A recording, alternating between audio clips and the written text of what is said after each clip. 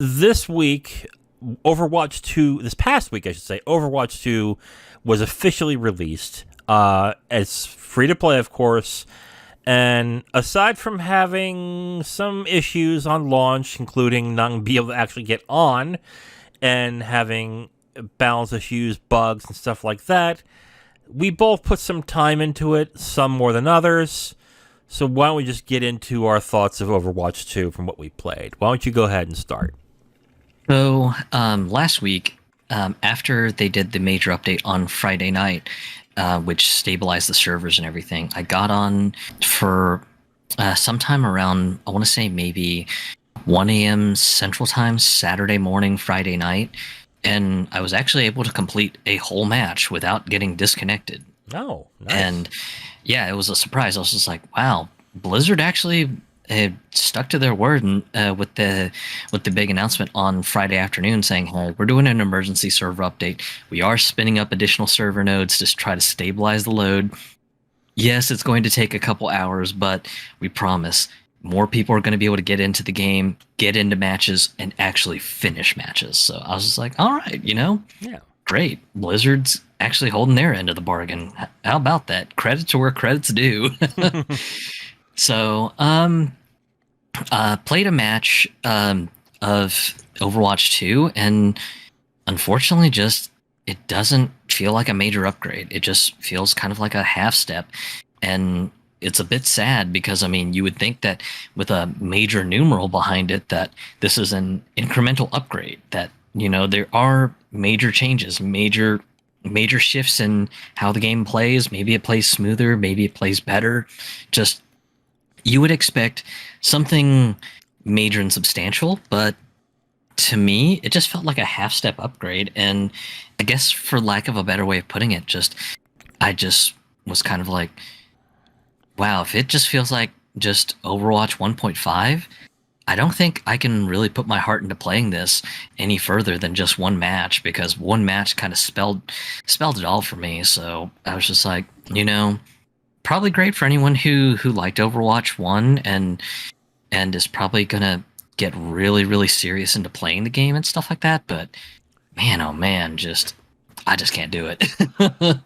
So I didn't realize this until I looked at my profile when I merged all the accounts together, which, funny enough, was a weird experience because it actually took them a lot of time to merge my accounts, which I found really odd.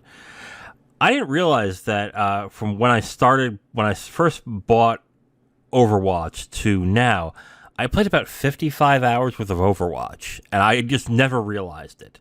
I guess for about a good year and a half, I was playing a lot of it. I never played it seriously, but I enjoyed playing it, so I guess I played it more than I realized.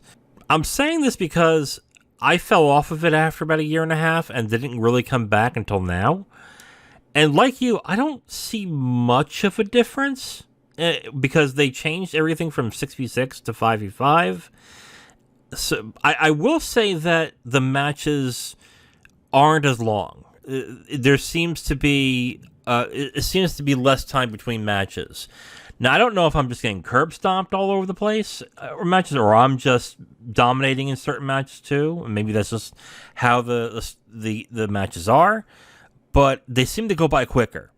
And I was afraid that wasn't going to be the case when it came to the game releasing, especially with a battle pass. And because if you have the battle pass, you want to get as much XP as possible, and usually the more XP that you make is the more matches you make. So I guess in that aspect, it's good.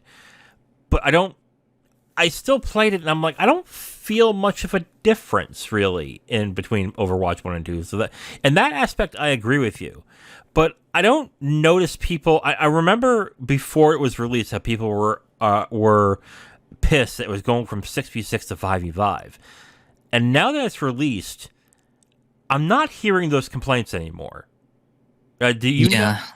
Do you, As far as if I've noticed, yeah, if I've noticed people complaining about that, no, I haven't seen much complaints on, oh my God, 5v5 terrible or anything. yeah, Just, I know, that supposedly the reasoning the reasoning that Blizzard seemed to use was that with a 6v6 team composition, that it seemed like when teams use two tanks, it would drag matches on unnecessarily, Hmm. and that's why with the new 5v5 structure, where you have one tank, two DPSs, and two supports, that they were saying, hey, we think that with this dynamic, we think the game can be balanced to be much better and matches can be much faster. So that might be the reason why the matches seem like they go by a little faster, because you're not having to deal with two tank players who are just kind of stalemating each other out against the other players or the other team's two tanks. Hmm. That's kind of my speculation on it, and I've got no idea since I'm a filthy casual in Overwatch, anyways. I like where it is right now. Like, I'm having fun playing it.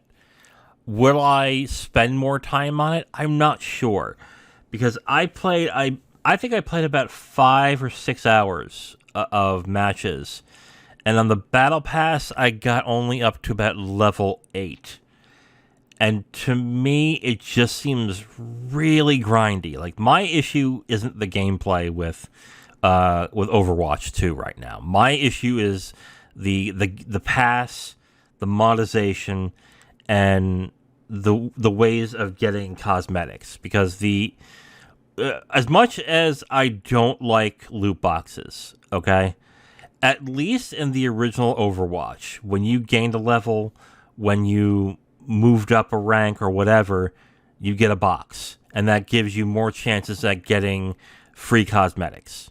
And I kind of like that to a certain extent, because then, okay, then I can go ahead and, or I can get this box and maybe I'll get a cosmetic I like. Even if I don't, maybe it's a duplicate, I'll get coins. Okay, great. I mean, that, at least it felt like I was still progressing in some sort of way. I'm not asking for loot boxes to come back, but at least there's that. Yeah, and even on the monetization point, even if you go as a free to play player, the odds are seriously stacked against you, because a lot of people had commented that the price for cosmetics for Overwatch coins has actually almost doubled, because a legendary costume, aka the ones that actually do massive changes to a character, like change their complete skin, change what the weapon design looks like, so on and so forth. Those used to cost about 1,000 Overwatch credits. Now they're a whopping 1,900 credits. Yeah. So nearly double. And if you're just like, well, I don't need the season pass, I don't need Overwatch coins, I'll still just earn them as free to play trash. Well, good luck, because with the current rate of earning coins and everything, if if you had your heart dead set on a legendary skin, it's going to cost you almost a whopping in 8 months of doing every single daily, all the weeklies and the monthly challenges, and that means you would have to log in every day to complete these. Yeah. And unfortunately, just when you look at it that way, it's just like, wow, no, I'm not gonna make Overwatch 2 my second job just so I can get a legendary costume for free. So there's a clear motivation that they are trying to drive players to go buy stacks of Overwatch coins, dump them on the coins, and then just go, okay, well, I got my costume, and that's what I want. Great. And then just I imagine someone in Blizzard's management is just praying and hoping that there's another skin that shows up and players get weak in the knees and go, oh, I know, I spent like $100 in Overwatch coins, but damn it, I have to have those 4 costumes, and then just the cycle repeats. Right.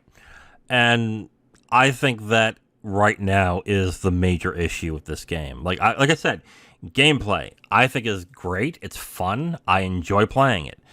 Yep. But if I feel like I have, like you said, if I have to treat this as a second job, or if I really have to dedicate myself to play X number of matches just to feel like I'm satisfied with what I'm doing and to feel like I'm progressing and getting something I want, I'm gonna probably duck out faster that way. My example I use for free to play games that are done right is Gwent. Gwent is a card game that I play from CD Projekt Red. It's based off the Witcher universe, and what they basically do is they're very generous with how you get free stuff. Like they give you quests every day that will get you certain types of currencies that will either allow you to get new cards, or they'll get you into the reward book, which will also reward you new cards, new scraps, which will make new cards that you don't have, stuff like that. They constantly reward you, constantly, for playing the game. And which is why I have zero issue in the end when, let's say, a new expansion comes out for Gwent, plunking down $20 or $30 on a bunch of packs just to get the new cards, because I've spent ungodly amount of hours in that game and they've rewarded me for a lot of it, and I still feel compelled to support the game because they've done that. Like a lot of companies, I really believe a lot of companies need to look at what CD Projekt Red is doing with Gwent to really know how to keep a fan base happy in a free-to-play game, and to keep them purchasing stuff. Because there's plenty of stuff you can purchase on the game, but because they reward you so much, I don't feel so bad plunking down $10 on a skin or on a board. Like, I don't care, because I've spent so much time and they've given me so much free stuff that I'm fine with it. Like, okay, I've played this game so much, I'll spend $10 on a board. I don't care. That's fine.